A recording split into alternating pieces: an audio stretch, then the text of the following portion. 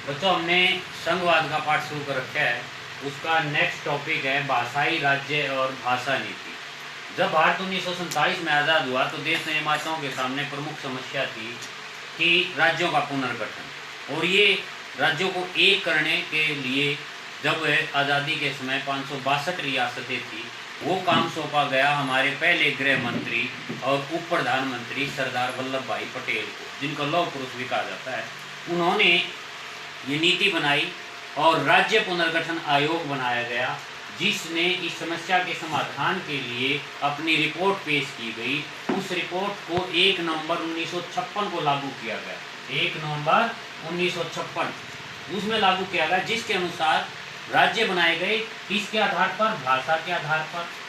लेकिन उसमें कुछ समस्याएं आई।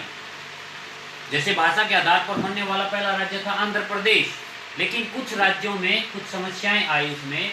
तो भाषा के आधार पर राज्य के निर्माण से राष्ट्रवादी नेताओं को एक समस्या का सामना करना पड़ा।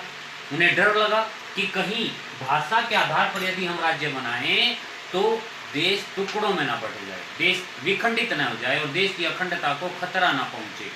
इसलिए कुछ राज्यों को संस्कृति के आधार पर, वहाँ के भूगोल के आधार पर और वहाँ की जातीयता के आधार पर बनाया गया, जिसका प्रमुख उदाहरण है झारखंड, नागालैंड और उत्तराखंड। इनको बड़े राज्यों से काट कर बनाया गया, ठीक है। और हरियाणा जो 1966 में बना था, पंजाब से अलग होकर, वो भाषा के आधार पर बना था। तो कुछ राज्य अब क्षेत्र, अब भूगोल और संस्कृति और जातीयता के आधार पर, और कुछ राज्य भाषा के आधार पर निर्मित किए गए। और जब ये नेताओं को लगा कि देश विखंडित हो जाएगा भाषा के आधार पर यदि हम राज्य बनाए, तो वो डर उनका सच्चा भी था। क्यों? जब 1965 में ये डिसीजन लिया गया कि सरकारी कामकाज के तौर पर अंग्रेजी भाषा का प्रयोग बंद कर दिया जाएगा, तो अनेक राज्यों में विरोध के स्वर फूट पड़े और घोर विरोध हुआ। यहाँ तक कि तमिलनाडु राज्य ने तो देश से अलग होने की बात तक कह दी कि यदि हिंदी को थोपा गया हम पर, तो हम देश की अखंडता से अलग हो जाएंगे। तो इस समस्या के समाधान के लिए एक नई भाषा नीति तैयार की गई संविधान निर्माताओं के द्वारा। और वो भाषा नीति क्या थी, वो हमारा नेक्स्ट टॉपिक है, जिसमें संघीय ढांचे की जो मुख्य समस्या थी वो भाषा।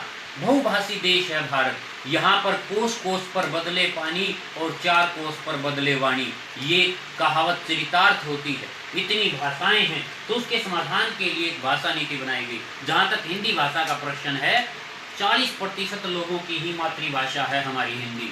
तो इसको राष्ट्रभाषा का दर्जा न देकर संविधान निर्माताओं ने केवल राजभाषा का दर्जा दिया गया।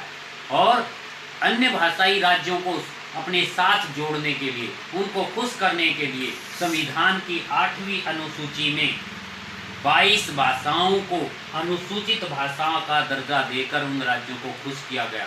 और ये निर्णय लिया गया कि अब सरकारी कामकाज अंग्रेजी के साथ साथ हिंदी में, और उस राज्य की जो लोकल लैंग्वेज है, अपनी मातृभाषा है, उसमें भी होगा। यह समाधान केवल और केवल संघवाद के कारण ही संभव हो पाया है। तो ये बच्चों हमारे 2 टॉपिक थे, भाषाई राज्य और भाषा नीति।